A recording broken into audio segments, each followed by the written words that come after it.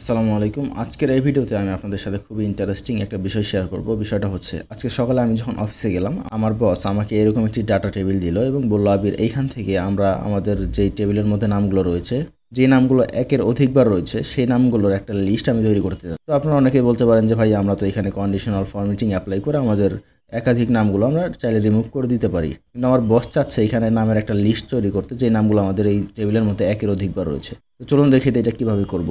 তো আমরা এই সেলের মধ্যে চলে যাব যেখানে আমরা রেজাল্ট নিয়ে আসবো। আমরা এখানে গিয়ে ইকুয়াল প্রেস করে ফিল্টার ফাংশন লিখে দিব। তো প্রথমে আমাদের অ্যারে দিতে হবে। অ্যারে হচ্ছে আমাদের টোটাল নামের এই রেঞ্জ, আমরা সিলেক্ট করে দিলাম। তারপর একটা কমা দিয়ে দিব। এখন যাচ্ছে ইনক্লুড। তো ইনক্লুডটাই হচ্ছে আপনাকে রেজাল্ট প্রোভাইড করবে। এখানে আপনাকে লজিক দিতে হবে।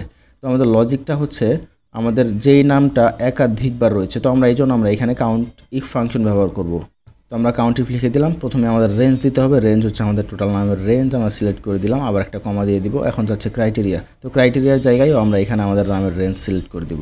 তো এখন যদি আমি কাউন্ট ইফের ব্র্যাকেটটা ক্লোজ করি, আমাদের এই রেজাল্টটা আমাদের কোন নামটা কতবার রয়েছে সেটা প্রোভাইড করবে। তো আমরা এখানে আরেকটা লজিক দিব, আমরা এই রেজাল্ট গ্রেটার দেন 1। তো আমাদের একের অধিক যে নামগুলো রয়েছে সেগুলো আমাদের শুধুমাত্র ফিল্টার হবে। এখন যদি আমি ব্র্যাকেটটা ক্লোজ করে ইন্টারে প্রেস করি, দেখুন আমরা কিন্তু খুব সুন্দরভাবেই মাত্র 1 মিনিটের মধ্যে আমাদের এই টেবিল রেঞ্জের মধ্যে যে নামগুলো একাধিকবার রয়েছে সে নামের একটা লিস্ট কিন্তু তৈরি করে ফেলেছি। তো ভিডিওটা যদি ভালো লাগে একটি লাইক দিন এবং দৈনন্দিন এরকম টিপস অ্যান্ড ট্রিক্স পেতে আমাদের চ্যানেলটা সাবস্ক্রাইব করুন।